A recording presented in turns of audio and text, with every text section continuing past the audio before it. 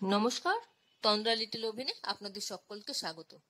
আজকে আমি আপনাদেরকে পপিতাকে পৌষ্টিক সবজি করে দেখাবো। পপিতাকে পৌষ্টিক সবজি বলতে পপিতা বলতে এখানে পেঁপেকে বোঝাচ্ছে। আর পৌষ্টিক সবজি তো বুঝতেই পারছেন। আর এটা আর কি বলবো, এই রেসিপিটা একটু এখানকার রেসিপি নয়, হিন্দুস্তানি রেসিপি। আর তাই ওদের রেসিপি ফলো করে আমি এই রান্নাটা আজকে আপনাদেরকে করে দেখাবো। আসুন তাহলে দেখিনি রেসিপিটা কিভাবে করলাম আমি এই রান্নাটা। এখানে আমি একটা কাঁচা পেঁপে নিয়ে নিয়েছি। এই পেঁপেটাকে আমি ভালো করে ধুয়ে পরিষ্কার করে নিয়ে এসেছি। এবার আমি এটাকে খোসা ছাড়িয়ে কিভাবে কাটবো সেটা আমি আপনাদেরকে দেখাচ্ছি। পেঁপেটাকে আমি ডুমু ডুমু করে কেটে একটু ভাপ দিয়ে নিয়েছি যাতে সুসিদ্ধ হয়, এরকম ভাবে কেটে নিয়েছি। আর এর মধ্যে দেব আলুটাকেও সেদ্ধ করে ডুমু ডুমু করে কেটে নিয়েছি। আর নিয়েছি বিউলি ডালের বড়ি। এই বিউলি ডালের বড়িকে ওরা মাঙ্গুড়ি বলে। এই দিয়ে রান্নাটা করব। কড়াতে সর্ষের তেলটা দিয়ে দিলাম 1 টেবিল স্পুনের মতন। তেলটা একটু গরম হলে আমি এর মধ্যে দিয়ে দেব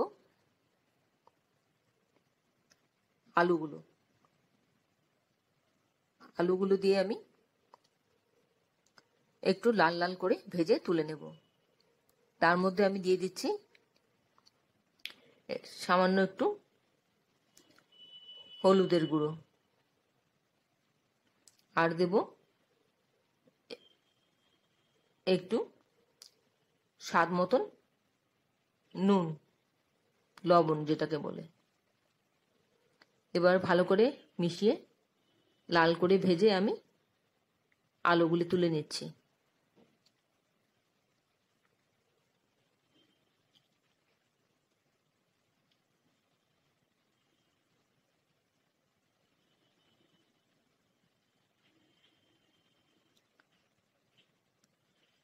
আলুটা লাল করে ভাজা হয়ে গেলে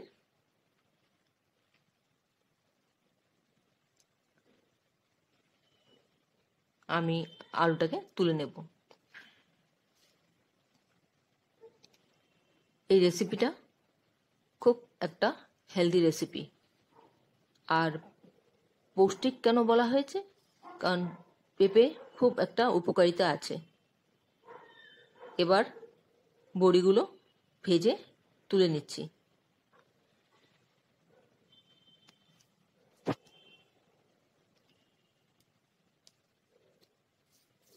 এইভাবে লাল করে তুলে নিলাম। এবার ওই তেলেতেই একটা শুকনো লঙ্কা আর একটা তেজপাতা দিয়ে দিলাম,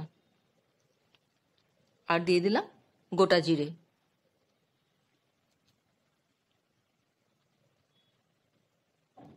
ফোড়নটা হলে যখন সুন্দর এরোমা বেরোতে থাকবে ততক্ষণ পর্যন্ত অপেক্ষা করতে হবে।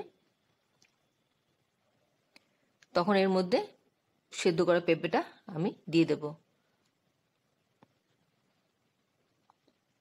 আর দিয়ে দিলাম আদা বাটা, হলুদ গুঁড়ো, নুন দিয়ে দিলাম স্বাদ মতন,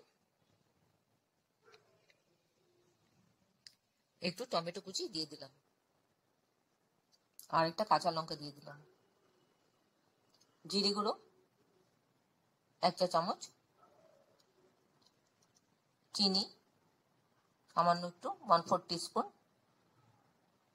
দিয়ে ভালো করে মশলাটা মিশিয়ে কষিয়ে নিচ্ছি। আপনারা কে কোথা থেকে আমার এই রেসিপিটা দেখছেন প্লিজ একটু কমেন্ট বক্সে কমেন্ট করবেন, তাহলে আমার খুব ভালো লাগবে। আর নতুন কোনো বন্ধু প্রথমবার আমার চ্যানেলটাকে দেখে থাকলে আপনাকে আমার চ্যানেলটাকে সাবস্ক্রাইব করে নেওয়ার জন্য অনুরোধ করলাম। পাশে বেল আইকনটা অ্যাক্টিভেট করে দেবেন যাতে পরবর্তী আমার সমস্ত রেসিপি নোটিফিকেশন সবার আগে আপনার কাছে এসে পৌঁছায়। সামান্য একটু জল দিয়ে মশলাটা কষিয়ে নিচ্ছি।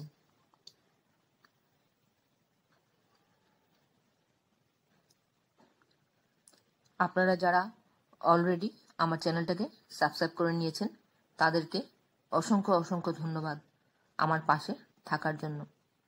মশলাটা এইভাবে কষানোর পর আমি এবার এর মধ্যে ভেজে রাখা আলুটা দিয়ে দিলাম, দিয়ে সবটাকে একসাথে ভালো করে কষিয়ে নেব।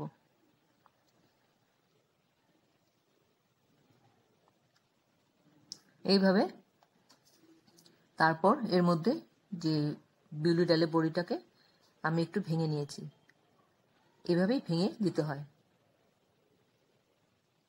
ভেঙে তারপর দিয়ে সামান্য একটু জল আবার দিয়ে দিচ্ছি, পরিমাণ মতন, যেটুকুনি গ্রেভি করব আমি সেরকম। এবার সবটা একসাথে ভালো করে ফুটবে। উপর থেকে আমি একটু গরম মশলা দিয়ে দিলাম আর একটু ঘি দিয়ে একটু মিশিয়ে নিয়ে নামিয়ে নেব। আমার রান্নাটা কিন্তু প্রায় শেষ হয়ে এসছে। এবার 1 মিনিট স্ট্যান্ডিং টাইম দিয়ে তারপর আমি প্লেটিং করে নেব।